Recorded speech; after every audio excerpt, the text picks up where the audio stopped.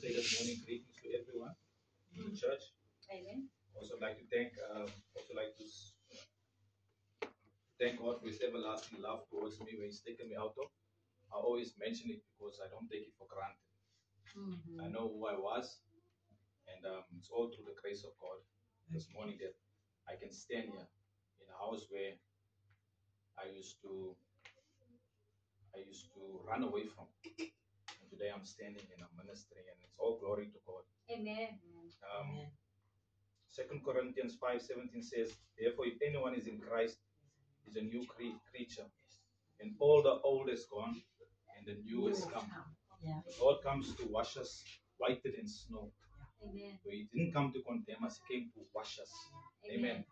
Also want to thank Pastor Dad once again for the opportunity. I want to thank Mom as well. We do not take it lightly. Thank you for being you all. Thank you for being obedient to God at all times. And I pray His blessings upon you as well. And since I also just would love to honor my beautiful wife as well, Celine.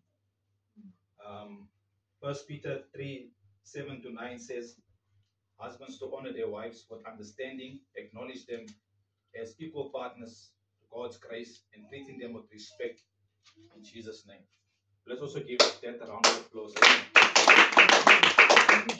Amen, church. This morning we came expectant from God. We know that His mercies are new every morning. Amen. We know that great is thy faithfulness. Yes. We know that God is in the midst today, and He's gonna perform. He's gonna do what He needs to do. Amen. And we're not gonna hold back. We're gonna allow Him to do what He needs to do. That's what I always say, because if we allow Him to do what He needs to do, God will do what He needs to do. Yes. If God allows us, He waits upon us at all times just to come to Him. Yes. God stands in most times ready by the door just to come in, and as soon as we let Him in, God flies through. So God is never out of our lives. Yes. God is never He's never left us, right? No. Just know one thing is that God is standing by this door, right here by this door. It's only for us to accept Him, to open this door. God will fly in. We are holding God back this morning. So let's give God a round of applause. Amen.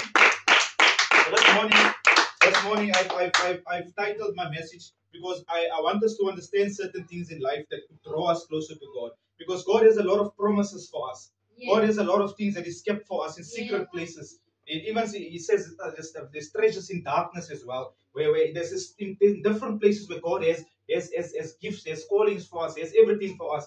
But it's for us to know how to get them. It's for us to lock ourselves into getting them. So this morning I've titled the message as in trusting God's promises this morning. So we know that God's promises are there and they will never disappear. God's promises, I always say, there's always been one promise that we see with our daily eyes, is the promise of the rainbow, which has always been there. And it's a promise that God has made. So God is not like man. Man can promise us things in life, can promise a woman the world, a woman can promise the man the world, a friend can promise another friend the world, but they somehow don't own up to what they say. Yeah. Hallelujah. And God this morning is not like man that He should lie. Yeah. God is not like man. God is a God that says things irrespective of how it comes out, how it turns out. He still comes and fulfill His promise in the mighty name of Jesus. So this morning I'm going to touch base on the life of Abram. It's from the Old Testament. Hallelujah. We all know who Abram was. Yes. Abram was a devoted man to God, which God has called out. Hallelujah. So Abram is a central figure referred as father of faith by the Arabic religion of Judaism, Christianity, and Islam. He's known by them as well. He was called by God to leave his home and family and journey to a new land. He would establish this. I'm just giving you an introduction of him before we go into the word.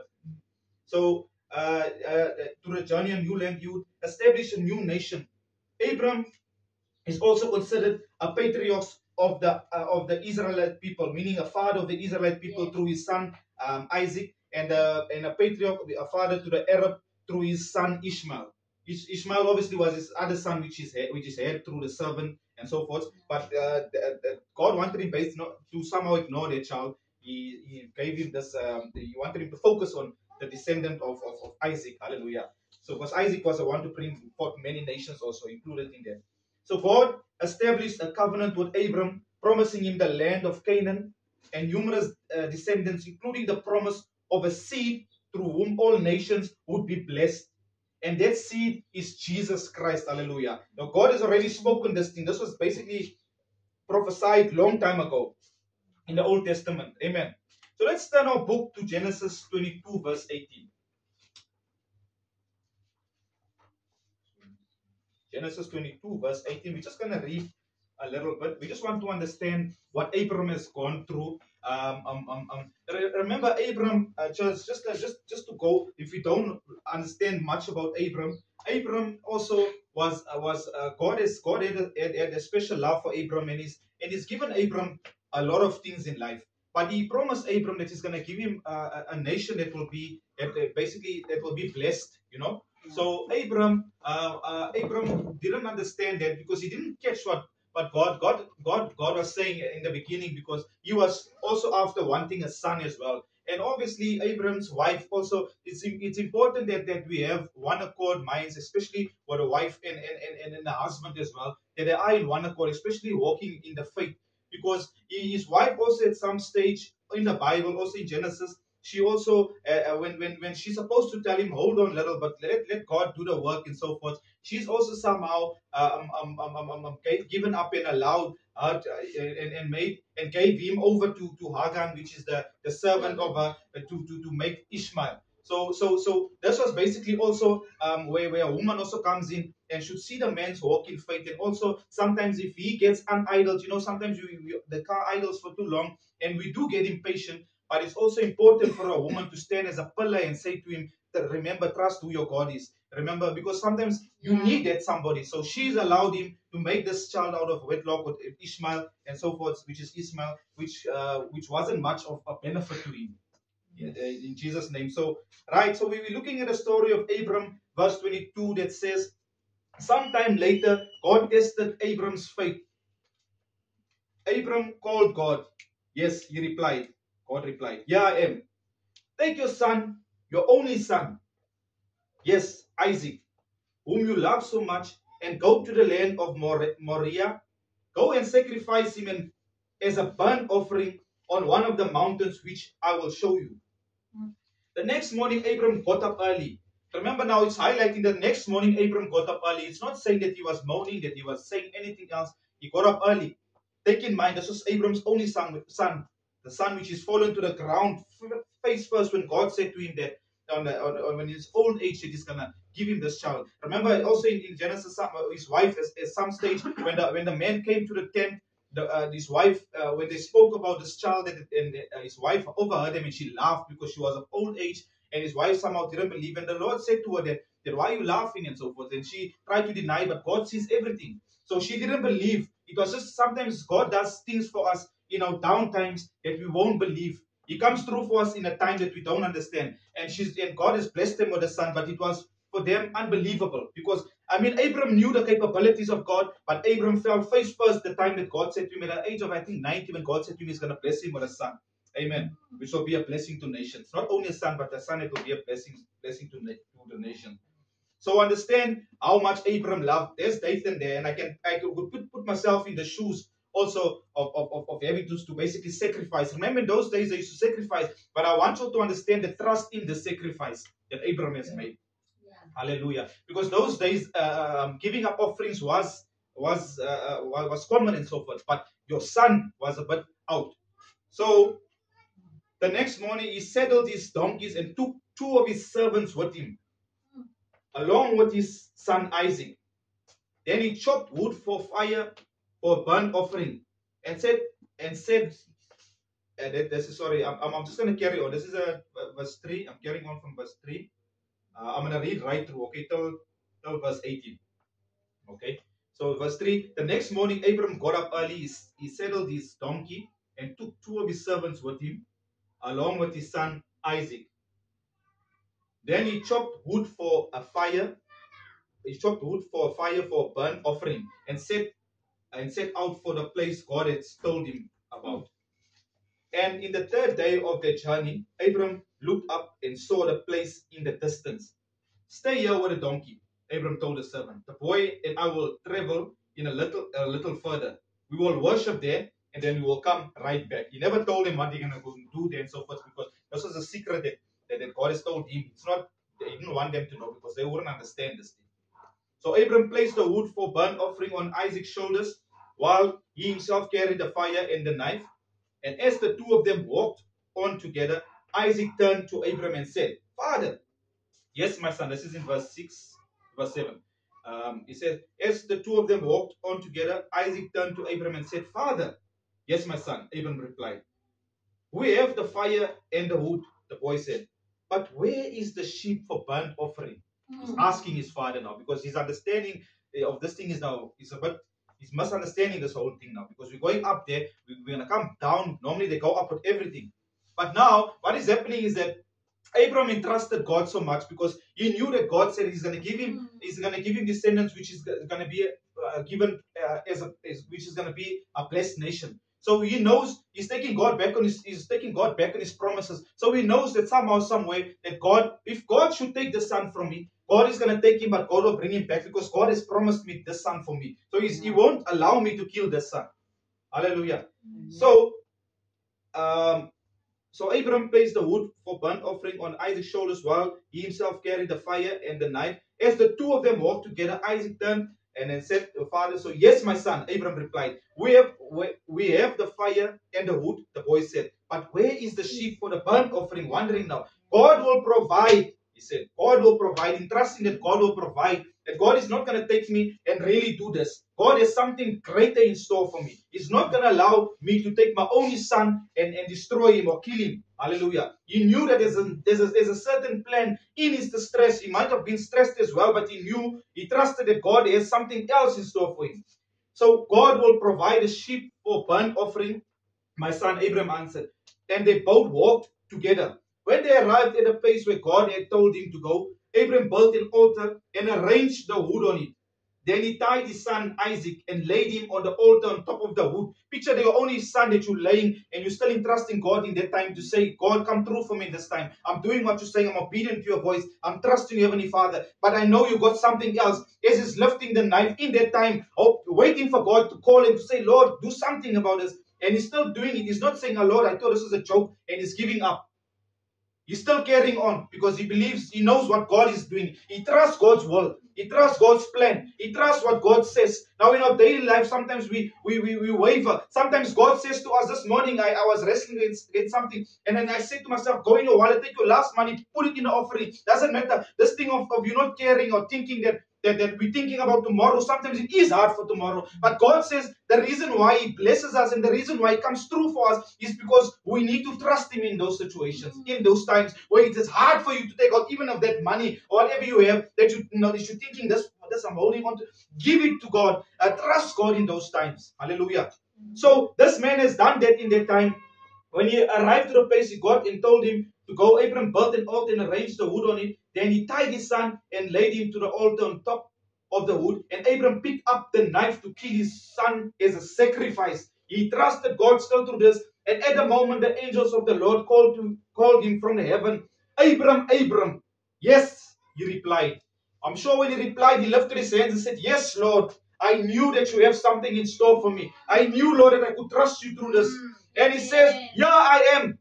Don't lay a hand on the boy, the angel said. That was God speaking, saying to him, don't lay a hand on him. He was so impressed and God must have been rejoicing in heaven, knowing that he has a son, that he's given a son to, and he's told him by a commandment to say, right, take the son, kill the son, and this son is still entrusted without questioning God. He's taken his son nicely and even somehow lied to him and said to him that don't worry, God will send the ram. But he spoke that in existence. Sometimes, trying times, difficult times, speak something in existence. He spoke that ram in existence. Hallelujah. And it said that the word says that Abram picked up a knife to kill his son. At the moment the angels came, called from heaven, Abram, Abram. He said, yes, Lord, here I am. Don't lay a hand on the boy. Hallelujah. That is what God says, that if he's before you, no one will touch you. In trying times, difficult times, when he comes forth for you, he's going to reveal himself to you. And whatever comes to attack you or to afflict you, hallelujah, God will remove it. God will be in your side. So that time when you feel like crying, cry with joy in your heart. Cry with hope. Cry with belief, because that is the time where God is coming through for you. It might not be today, it might not be tomorrow, but a season will come where God will come through for you. In the mighty name of Jesus, this man has believed fully that God is coming through for him. So sometimes in life, church, we need to understand the word trust. Trust is the important word to understand here. And if we're looking at the word trust, what does trust mean? Trust is the meaning which is a reliability, a truth, or ability to something or someone. We trust in things. We trust if we open that car door, we start the car, it's not going to go chuku, chuku, chuku, chuku, chuku, chuku, chuku. It's going to start. Vroom, hallelujah. We trust in that. We trust if we go out of this house here, hallelujah, that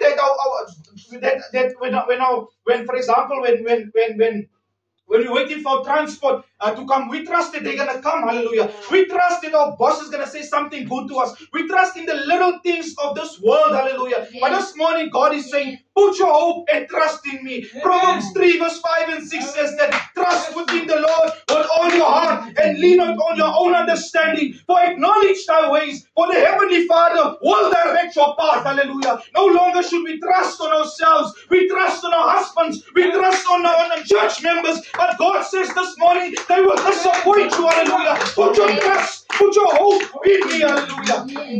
That is what the Almighty says this morning. This morning, church, I came to encourage you. Trust in God. He's made a way for me. He's changed my ways. He's changed my life. He might not have come through fully for me, but I still stand on His promise. And I say, my God, I know day by day, step by step, seizing myself in your word, seeing myself in your promises. And Lord God, I know that you're going to come through for me. We know as we call upon God, we are just pulling those promises closer to us. Hallelujah.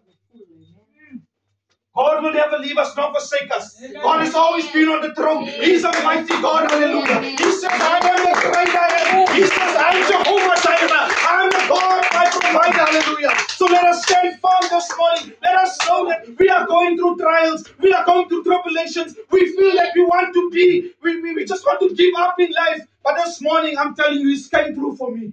He's made me a new creature. That shows that I can trust in Him this morning. Amen. Hallelujah. Amen. God is a trustworthy God. He is not like man. Man lie. Man promises empty things. God's promises remain forevermore. Yes. Hallelujah. Yes. So some of us don't even trust ourselves. Hallelujah. So it's hard for us if we don't trust ourselves. How can you trust the next thing? How can you trust God? So God needs us also to trust ourselves. Yes. And when we trust ourselves, we believe who we are in Christ. Yes. If we know who we are in Christ, if we know that we are peculiar and a chosen generation, we will know what God has in store for us. Yes. We will know to call upon His name and not murmur and complain, to know that God is in control of everything. He sees everything. Yes. He says that we are the apple of His eyes. It means that He loves us dearly.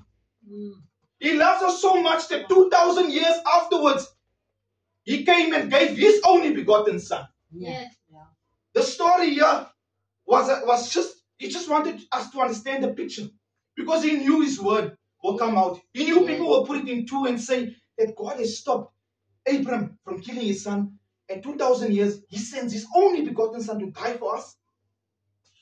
Oh, yes. He loves us. He does. God really loves us. Yes, He does. He wants us to understand, to get the picture, because He knew we are going to meditate, we are going to question, we are going to wonder. So He's making it so profound to know that He won't let anything harm us.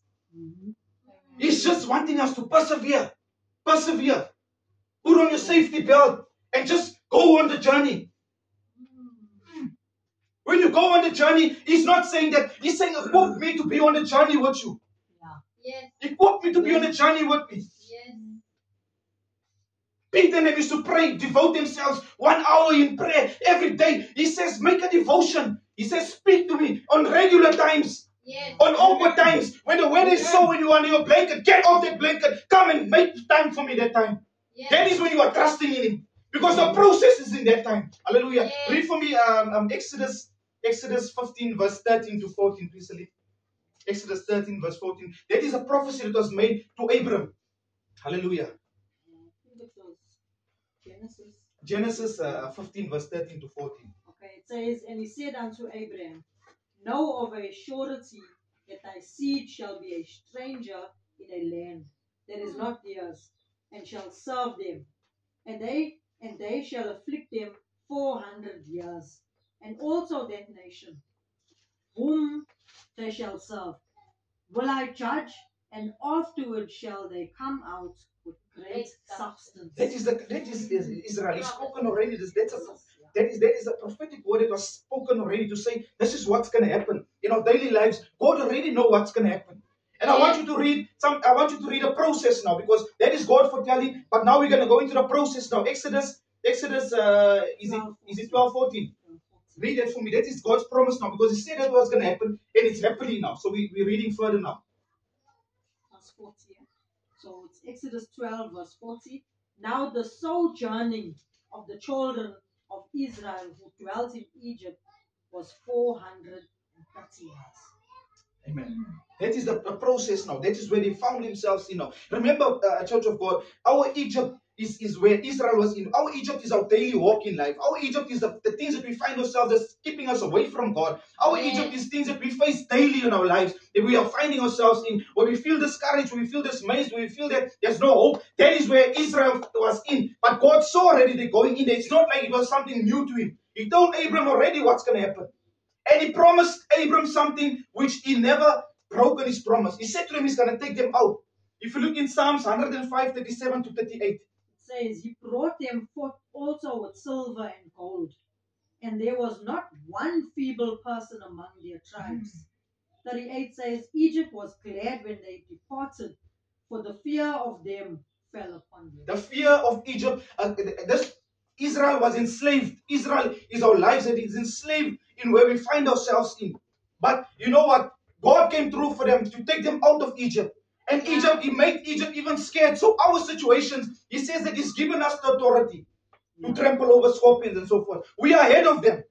We are the heads and not the tails. So in our dying times, in our situations, Church of God, that is what will happen. Believe that God will take you out. Yes. Believe that God will take you out, because Israel was taken out of Egypt. And He never let them go empty hands. The Bible says that they went with silver and gold. Hallelujah. He never just let them leave that place which was stagnant in. We are stagnant in our places for long, but when we come out victorious in the name of Jesus.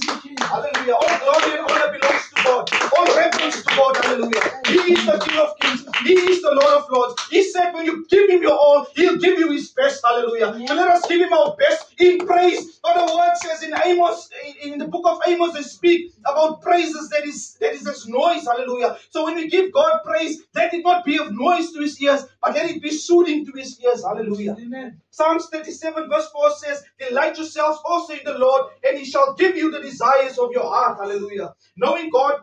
So basically what happens is that in trusting God, we have certain things which we need in trusting God. Yeah. So we're going to start off with knowing who God is. Hallelujah.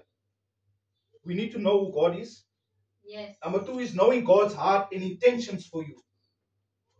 Number 3 is surrendering your control over the outcome. And number 4 is having patience. We all sometimes don't have patience. Yeah. All of us. Yes. We lack patience. Yes. When somebody speaks that same thing over and over, it sounds like a broken record, but we don't see that it's God reminding us over and over that. Just hold on. And then Jeremiah 24:7 says, and I will give them a heart to know me, that I am the Lord, and that they shall be my people. Yeah. And I will be their God, for they shall return to me with all their hearts. In other words, God will give people a desire to know Him. And that desire is what we create. And He's not going to give us a desire of hatred. Yeah. He's not going to give us a desire of murder. He's not going to give us a desire to be jealous or for greed. He's going to give us a desire to know Him. Yes. And once you get to know God, you're going to want to serve Him in spirit and in truth. Amen. And once you serve Him in spirit and in truth, you're going to want to do the things unto God that is pleasing unto Him. Yes. Presenting yourself right to Him. We're going to do things that God wants from us Yes. and not what we want. Yes. We're going to follow the scripture and not take anything out of the scripture or out of this context. We're going to put it together and read it as it is. Not the way it suits us, but the way it suits God. Remember, God is a holy God. And God requires us to serve Him in spirit and in truth. And when that happens, we need to be holy unto Him. That appears with our appearance. It appears with everything. Because if you come to God, you have to change. You have to change. Yes. You cannot, if you move out of the world, or if you move away from there, those things are gone. They say the old has passed on and the new has come. So the new that God has in store for you, there's going to be adjustment and change that will come, which you will need to, it will require you to follow in or to fit in. Because if you don't fit into God's requirements, which means is that we are not serving Him in spirit and in truth. Yeah. Hallelujah. What does God say in Luke 18:1 to the rich man? Can somebody just read that down for me from verse 1 to 18? I just want you to understand when the rich man says, Luke 18 verse 1. Write down to I think 18 or 17. What does God say to the rich man? And he spake a parable unto them to this end, that men ought always to pray and not to faint, saying, there was in a city a judge which feared not God, neither regarded man. And there was a widow in that city, and she came unto him, saying, avenge me of mine adversary. And he would not for a while, but afterward Is that Luke 18 verse 1? Yeah. 18. yes, Yeah. and he would not for a while, but afterward he said within himself, though I fear not God, nor regard men, yet because this widow troubleth me, I will avenge her, lest by her continual coming she weary me. Number 6. Yeah, okay. No? And the Lord said, hear what the unjust judge saith, and shall not God avenge his own elect, which cry day and night unto him, though he bear long with them? Number 8, I tell you that he will avenge them speedily. Nevertheless, when the Son of Man cometh, shall he find faith on the earth? Yeah. And he spake the parable unto certain which trusted in themselves that they were righteous and despised others.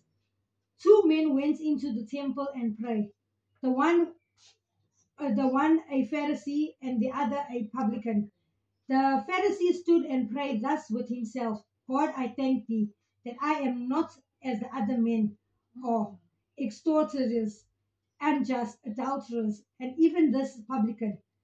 I fast twice in the week. I give tithes of all that I possess. The publican, standing afar off, would not lift up so much of it as his eyes unto heaven, but smote upon his breast, Amen. smote. Daniel, move me down to 18, please. Right down to 29.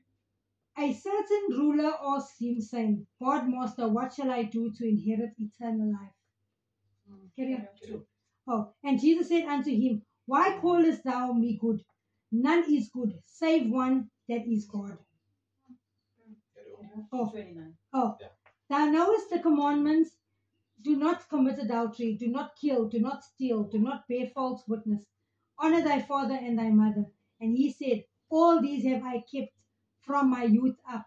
Now when Jesus heard these things, he said unto him, yet lackest thou one thing. Sell all thou hast and distribute unto the poor, and thou shalt have treasure in heaven, and come follow me. And when he heard this, he was very sorrowful, for he was very rich. And when Jesus saw that he was very sorrowful, he said, how hardly shall they that have riches enter into the kingdom of God? For it is easier for a camel to go through a needle's eye than for a rich man to enter into the kingdom of God. And they that heard it said, who then can be saved? And he said, the king which are impossible, the men are things, the things which are impossible with men are possible with God. Amen. Then Peter said, lo, we have left all and followed thee. And he said unto them, Verily I say unto you, there is no man that had left house, or parents, or brethren, or wife, or children, for the kingdom of God's sake. Amen. Alright, what God is saying there, look what He's saying to us, man. You have everything and so forth. So if you want to avail yourself to God, you have to give away. You have to trust Him. Yes. You can't be scared of losing things and so forth. You have to give everything away. Peter and them gave their wives dearest to them away. This man is saying to him you're speaking about you know the commandments. You can know the commandments, but you can still not trust in God because you can follow those things. But if your life isn't pleasing to God, it won't make sense. God honors those things. God honors. He says, you know, if you want to get hold of God, if you want to get closer to Him, sometimes we have to take off this flesh here, and we have to hang it on that cross there, and we leave it there. And as we praying and getting intimate with Him, we start praying. We look back at it. We look at that thing there, but we allow it not to come to ourselves. When things get closer to us, that is disturbing our minds in that time. God says, keep praying, keep praying. That is when you are trusting in Him. And when you trust in Him, you soak yourself in Him. You'll understand that His promises are coming. You'll understand that things will open up for you. The thing is of us not understanding is because we're not equipping ourselves and aligning ourselves, and we are not seeking purpose from God. So with seeking purpose from God, you will know that these things will come. Waves will come. But God honors that we give. Hallelujah. Especially when we have nothing. He says, give. And if you can't give anything, give yourself to me. He says in Luke 21 to the old lady, the rich man gave in small coins, but this lady gave in the last, and Jesus honored that. Yes. He honored it because to him it meant something. Because He says if that woman can give a last to Him, which means is that she's a type that can give herself to Him. Amen. Hallelujah. But those that have so much, that cannot even give those worldly things away, how more can they give themselves to God? So it's important that we check ourselves, that we check where we find ourselves in. Hallelujah. So knowing God's intentions involves a process of seeking and discerning His will, primarily through studying the Bible, through prayer. It also involves examining your circumstances by recognizing God's guidance through the Holy Spirit. Recognizing the limitations of your influence and accepting that certain aspects are beyond your ability to dictate. This can be achieved by focusing on what you can control. Hallelujah. Deuteronomy 3 verse 22 says, do not be afraid of them. The Lord your God Himself will fight for you. The battle is not ours, Church of God. Yes. The battle is not ours. And the only way we're going to feel so discouraged and dismayed is when we remain in this flesh, when we remain out of tune, when we remain away from the work of God, when we're not seeking Him. You see, by seeking God, this covers everything, covers the multitude, because He brings the Holy Spirit upon you. You start seeing things, you start speaking different. You start speaking. The other day when Lani came and everybody said that it's work on Monday and so forth, and then I ended up saying it for me too, and they didn't understand what I said when I said that. Because I know my Redeemer lives. And I know my God is a provider. And I know He's going to come through for me. But not on my acceptable time, but in the time of the Almighty. So He says, hold on, my child. For joy cometh in the morning.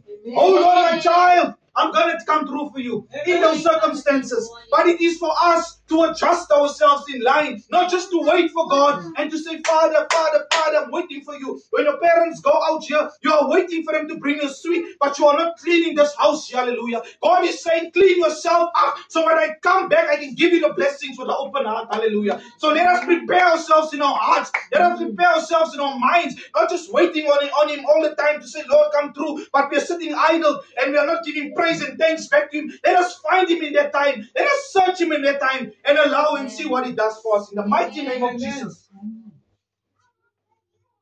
Colossians 3:23 says, work willingly at whatever you do, as though you were working for the Lord rather than for people.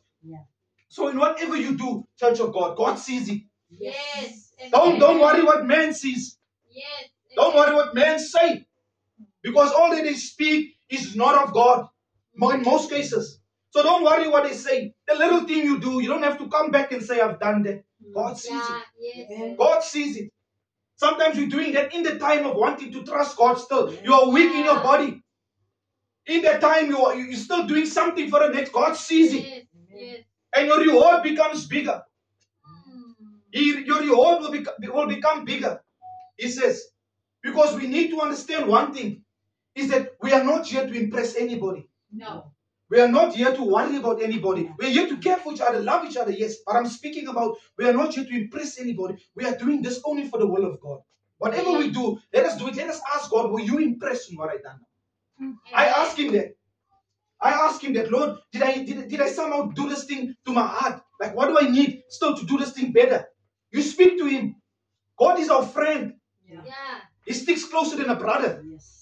Some things you can't even say to your brother because you're scared. Some things you can't even say to your sister because you're scared. God keeps thousands and millions of secrets. Amen. And he does something about it. Yes. Our beloveds cannot do something about certain things, but God does something about it. Yes. Hallelujah. Yes. So speak to him. Speak to him. Murmur and complain to him. Yes. Tell him how you feel. Yeah. See what God does for you. Amen. In the mighty name of Jesus. Amen. Thank you, Lord. I remember there was a time when I was just the other days laying and crying and thinking where God has brought me out of. There's so many things that places where I've been. People don't understand, but God knows. Yeah. I look up and I just imagine me and God smiling and just saying, "Thank you, Lord, you brought me from." And God says, "Yeah, my son." Yes. You know, Amen. I'm looking at this place I was laying in one time, and I'm laying here and they're burning plastic here, and there's so much smoke, and I'm telling myself, what are you doing in this place, man? Yes. What are you doing in this place? You know, and that is where we should sometimes allow the Holy Spirit, the conviction to eat you up. You see, if you come in contact with God, He will always convict you. And in my dying, trying times, I used to say, Lord, you know my heart. You know I don't want to do this. You know I hate being here. I used to speak to God in that time. And you know, God sometimes, downest and in our most office times, God still hears our prayers. Yes. So don't say that you are too weak to speak to Him. Don't say that you are too down to speak to Him. Because that's the time when He says that my strength is perfect. Yes. When your strength is weak. When you go on your knees and you say, Heavenly Father, Lord, I need you, man. There's nothing in my cupboards, Lord. I need you, Jesus. Yes. That is the time God prepares your promise and makes it bigger. Hallelujah. So when you reap from their fruits, hallelujah, you will see that this is what the Lord has done. This basically goes back to that day. Let's go to that day when I prayed. You will see the miracles that God will take you back on journey. He's taking me back on journey. On times where I was with strangers, but they said, your mind is not here. They couldn't understand where my mind was. Yeah. I once told Dad, and I said to Dad, and Dad said to me, it means you shouldn't be there. I said to Dad, I don't know if Dad remember, I spoke to him and I said to him, my mind was no longer, my mind's at home, but I'm here. God was dealing with me already at that time. Yes. Nobody understood. I also didn't understand. Why am I not happy? Then what am I doing here? We're in the Egypt, situations in our lives where we should not be there. Yeah. Yes. We should not be there. I'm speaking about our spiritual walk in Christ. We should not rebel against Him in a time, but we are rebelling. Yeah. But we know it's not right. We are convicted in that time, Yes. but we choose to carry on. And we know the next step is taking us further away from Him, and He's taking us further away from what He has for us. And we keep on doing it. We don't encourage one another. We speak down upon one another. Sometimes a brother just needs a hug. Yes. Just a hug to say, God loves you. He has a plan for you. The small thing can change somebody's life. Us as Christians don't do it. Yeah. All that we do is we don't know where we stand anymore in Christ. Yeah. We just want what we want. We just want to sing and jump and sing and jump, but our heart is not there. Yeah. God wants us to come back to the heart of worship. Hallelujah. Because in worship, that is where we can find Him and seek Him. In worship, that's where the Holy Spirit can arise. That's where change and transformation can come. Let us get back to the heart of worship. The heart of worship. When we serve Him, say, Lord God, forgive me for my sin. And this praise, or this worship song that I'm singing to you, Lord, I'm doing it sincerely to you. And do not care who's around you. Do not even think for a second when I'm lifting my hands and I think this. Don't worry what they say. Amen. Yes. You know what God has done for you and what He's going to do for you. Trust Him. Trust Him. Amen. And watch Him fulfill His promises. In the mighty name of Jesus. It is more profound for a mother to come home from work and to give the child a sweet and they hear that the child has swept the room. The child has done that. How about our God? to come and reward us, to knowing that we've done what we needed to do for Him. Yes. You cannot reward a child that's disobedient. Yeah. No. You cannot reward a child that is not in line. Amen. God is saying, pull yourself together, get back in line. Yes. Amen. Hallelujah. Search me, speak to me, make me part of you. Yeah. Make me your friend. I want to be your friend. I've always been there. I loved you. What more do you want me to do? I've sent my only begotten Son to die for you. What more do you want me to say? My promises are evident in the Bible. Yeah. What more do you want me to say, children? Come on. What more? What is happening around us? The world is crashing. What more? Yes. When He comes, He's just going to take. In Afrikaans, as He kom hy haal die wat syne is. Yeah. He's coming to fetch those that belongs to Him. Yes. He wants us to be part of that. He don't want to see us fall. He don't want to see us go astray. He wants to come fetch us with a smile and wave at the enemy and says to him, sorry, you don't have my child, and take us. That's what God wants to do. But we are not allowing Him. We are moving out of His arm and embarrassing Him in front of the enemy. Let us not embarrass God no more. Let us serve Him, man. Let us look for Him Amen. in those moments in our lives, in those awkward times in our lives. Amen. Let us look for Him. Amen. Praise. In our uncomfortable times in our lives where we don't want to do it, let us do it for Him, man. Let us sacrifice. Let us do those things unto Him. Let us trust Him, most importantly. Let us trust Him. Amen. Amen. Amen, Church of God. So, I just want to just read also a beautiful story. A man just got, man then was returning home. A man was in the army, returning home with his wife. They were crossing a lake in a boat when suddenly a great storm arose. The man was a warrior, but the woman became very much afraid because it seemed almost hopeless at any moment they may drown. The woman was trembling and said, "Are you not afraid?" She asked the husband. "This may be our last moment of life. It seems that we won't be able to reach the other shore. Only a miracle can save us," she said. "Otherwise, death is certain." The man laughed and took the sword out of his sheath. The woman was even more puzzled. Then he brought the naked sword close to the woman's neck and he asked, "Are you afraid?" She started to laugh and said, "Why should I be afraid if the sword is in your hands? Why should I be afraid? I know you love me." He put the sword back and said, "This is my answer. I know God's love for me. So whatever is going to happen, I know it will always turn out good. If we survive, it's good. But if we don't survive, that's also good. Because everything in His hands, and everything in His hands, and He cannot do anything wrong.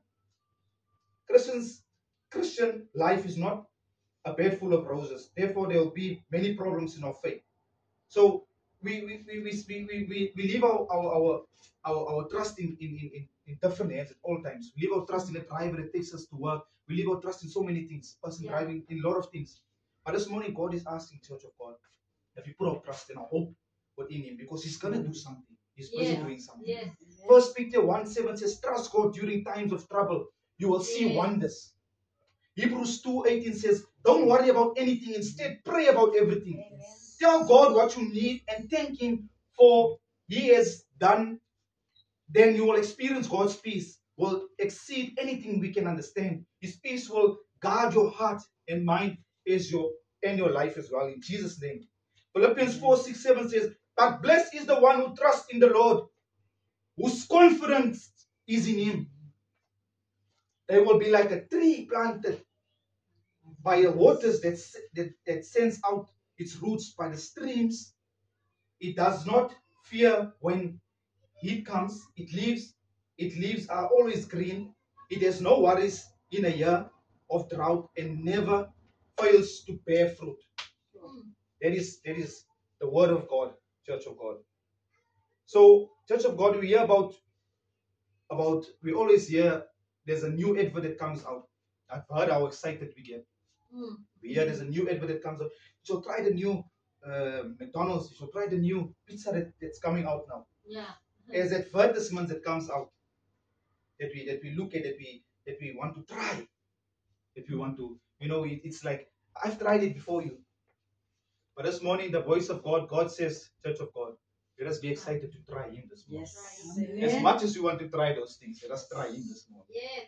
And I'm going to seal this in the name of Jesus and know that God is going to come through for each and every one of us. Yes. I hope you were blessed. I know you were blessed. Yes. And I believe that when we pick up our swords to enter this week, we're going to do it remembering that our trust is in no man but in God. Amen. Hallelujah. In Jesus' name. Amen.